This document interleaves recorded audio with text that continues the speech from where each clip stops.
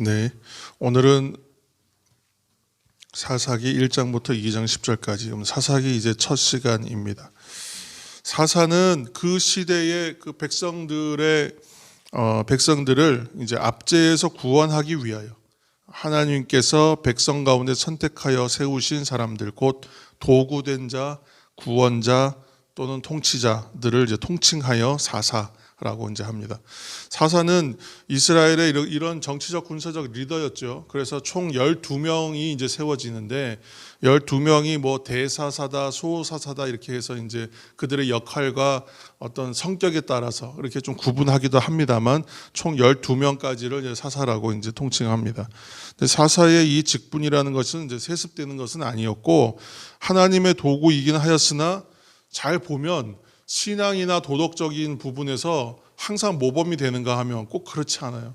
모범이 되는 사람 몇 사람 안 되고 다 약점이 있고 문제가 있고 분명히 하나님의 도구로 쓰임받아서 승리도 하고 일도 하긴 하는데 때로는 보면 일반 성도보다도 못한 모습을 보일 때도 이제 간혹 있거든요. 그래서 이것은 무엇을 증거하고 무엇을 의미하는가, 사사기가 우리에게 어떠한 교훈을 주기 위해 있는 책인가 보면 철저히 사람들, 곧 하나님의 사람들은 하나님의 일꾼들이라면 하나님의 도구됨으로 인하여 권능을 받는 것이다. 이것은 되게 명확하게 우리에게 보여주시는 말씀이고, 그래서 이렇게 도구됨으로 인하여 권능을 받아 적군과 싸워서 이긴 것이지 결코 사람의 능력으로 하는 게 아니다. 하나님께서 하신다는 것을 그대로 보여주는 증거가 됩니다. 그리고 여호수아 이후로 사울 왕, 이제 사람이 인간들을 이제 왕을 세우기까지의 그 긴 시간이 있는데 이 시간 동안 이스라엘이 하나님께서 약속하신 언약의 복을 누렸는가 하면 그렇지 않거든요. 왜 그러면 누리지 못하였는가를 이제 사사기를 통해서 우리가 또 발견하게 되는데 그 큰 이유는 바로 백성들이 하나님 말씀에 순종하지 못하였다, 불순종하였기 때문이다라는 것을 보여주고 있습니다. 새벽의 성도 여러분, 이 땅을 살아가는 성도들은 하나님의 나라를 확장해야 가는 의무가 있습니다. 그 고대 가나안 땅도 마찬가지였죠. 이스라엘에게는 약속한 땅이었죠. 약속된 땅이었지만 그 땅은 우상 숭배와 음란한 문화로 가득한 땅이었어요. 오늘날 이 땅에서 하나님 나라를 살아가는 우리들도 하나님 나라의 확장을 위하여 살아야 되는데 이 땅의 삶 또한 그렇게 확보되어 있는 땅임에도 불구하고 우리가 그 감당해야 될 문제들이 많이 있다는 이야기입니다. 그래서 이스라엘 백성들이 거룩한 전쟁, 곧 성전을 선포하고 그 일들을 감당했던 것처럼 우리들도 그렇게 해야 되는 것이죠. 그래서 오늘 사사기 1장 1절 말씀을 우리가 함께 읽으시겠습니다. 사사기 1장 1절입니다. 1장 1절. 여호수아가 죽은 후에 이스라엘 자손이 여호와께 여쭈어 이르되 우리 가운데 누가 먼저 올라가서 가나안 족속과 싸우리이까. 아멘. 첫 절에 이제 얘기 나오는 것은 주제는 곧 싸워야 한다는 거거든요. 싸우다 이 말은 말 그대로 싸우는 거죠. 근데 이 원어의 뜻을 잘 보면 배고픈 사람이 밥을 먹는데 어떻게 먹냐면 막 급하고 개걸스럽게 밥을 먹어요. 그러니까 그것처럼 아주 맹렬하게, 그렇게 맹렬하게 배고픈 자가 밥을 대하는 태도처럼 아주 맹렬하게 그렇게 싸워야 한다는 거예요. 약속된 땅이 이제 이미 확보되어 있다라는 것은 사실이지만 그 겉으로 드러나는 우리 일상의 일들은 뭐냐면 맹렬한 전쟁이 분명히 있다는 것이거든요. 그래서 그러나 우리가 믿어야 되는 것은 그 근본은 사실은 믿음과 순종의 싸움이다.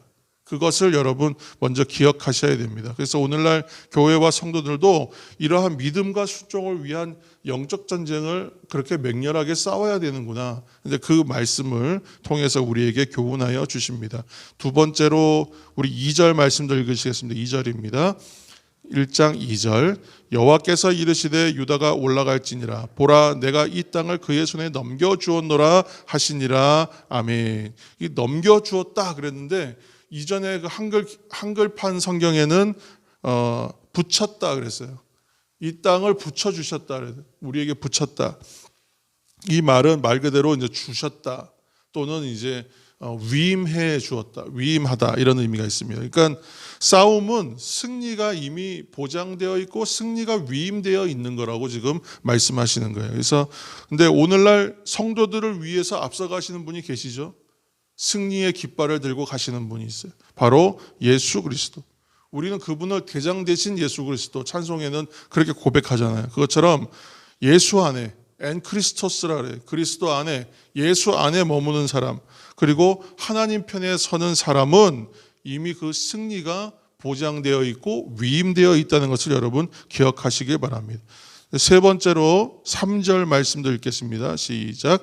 유다가 그의 형제 시므온에게 이르되 내가 제비 뽑아 얻은 땅에 나와 함께 가나안 족속과 싸우자. 그리하면 나도 내가 제비 뽑아 얻은 땅에 함께 가리라 하니 이에 시므온이 그와 함께 가니라. 아멘. 물론 이제 이 말씀 자체에서는 이제 유다와 그 안에 속해 있었던 시므온, 그래서 유다가 이제 점령 전쟁을 할 때에 시므온이 같이 동행하여 함께 싸웁니다. 그래서 시너지가 났다. 그래서 좋은 결과를 얻었다라는 이제 말씀이 있는 것이고, 우리가 오늘 거기서 보려고 하는 것은 3절에서 제비를 뽑았다. 제비를 뽑았다. 그러니까 제비를 뽑을 때에 뭘로 했는지 우리 좀 궁금하잖아요. 근데 그 물가에 있는 작은 조약돌, 그것으로 제비 뽑기를 했다 그래요. 그래서 땅을 분배함에 있어서 제비를 뽑았다는 것은 하나님의 약속을 따라서, 우리 지금 약속을 따르다라는 말을 하고 싶은 건데, 하나님의 약속에 따라서 선택된 땅을 나누는 것이 제비 뽑는다는 것은. 그러니까 이게 지금 하나님의 약속이 되어 있고 확보되어 있으니까 제비를 뽑는 거지, 제비 뽑는 게 무슨 의미가 있겠어요? 아직 저 땅은 우리 땅이 아니잖아요. 전혀 가보지도 않고 어떠한 땅인지도 모르는데 그 땅이 이미 우리에게 주어질 거라고 확신하면서 지금 미리 나누는 거, 제비를 뽑고 있는 거거든요. 그러니까 어떻게 보면 떡 줄 사람은 생각도 안 하는데 김칫국 마시는 행동을 그냥 하고 있는 건데, 근데 이걸 갖고 뭐냐 하면 하나님의 뜻을 따른다라고 표현한단 말이에요. 지금 이 광경을 가지고 제비를 뽑는 것을 보고 되게 허황되고 황당한 지금 행동으로 보일 수 있음에도 불구하고 이것을 성경은 뭐라고 하냐면 하나님의 말씀에 따르다, 이렇게 지금 표현한다는 거예요.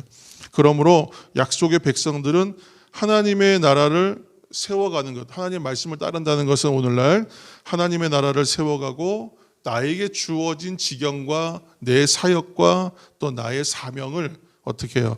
잘 감당하는 것, 잘 가꾸고 잘 다스리고 확보하고, 그리고 어떻게 해요? 아름답게 해야 한다. 그러니까 저는 그 하나님께서 맡기신 일을 감당할 때에 한마디로 표현하면 잘해야 된다고 생각해요. 잘해야 된다. 제가 그렇지 못한 사람들에 대해서 조금 엄격해요. 저는 잘하느냐? 그렇지 못한데 이왕이면 하나님의 일을 잘해야 되기 때문에 잘하면 이제 본전이고 잘하지 못하면 혼나요. 그렇게 생각하고 있어요. 그래서 항상 우리가 하나님의 일을 할 때는 아름답게 해야 되겠다. 참 잘했으면 좋겠다. 우리가 이런 마음으로 해야 하나님의 뜻에 가까이 갈 수 있거든요. 그래서 하나님의 우리가 나라를 살아가는 사람은 영적 전쟁 곧 싸워야 하고, 또 하나님께서 이미 붙여주시고 위임하신 땅을 우리가 잘 확보해 믿음과 순종함으로, 그리고 우리가 그 약속을 따라 하나님의 말씀을 따라가서 그 일들을 감당해야 하는 것입니다. 이상과 같이 우리가 여호수아를 마치고 사사기 시작하면서 보게 되는 것은 성도들은 우리에게 주어진 하나님 나라 확장을 위한 그 사명을 이루기 위하여 악한 영과 사단 마귀와 영적 싸움에 임해야 한다는 것을 우리가 발견하게 됩니다. 그러나 두려워하지 말 것은 우리에게 이미 대장 되신 예수 그리스도께서 깃발을 들고 앞장서 계신다. 나보다 먼저 앞서 가신다. 나보다 앞서 가신다는 것을 여러분 생각하시면서 우리는 그 예수 그리스도 따라가면 됩니다. 그 깃발 잡고 가시는 분 따라가면 돼요. 그 십자가 뒤에 줄 서면 되는 거예요. 그래서 그 뒤를 우리가 따라갈 때에 승리가 보장되고 우리에게 인생의 성공이, 그러한 의미에서 성공이 위임되어 있다는 것을 여러분 기억하시길 바랍니다.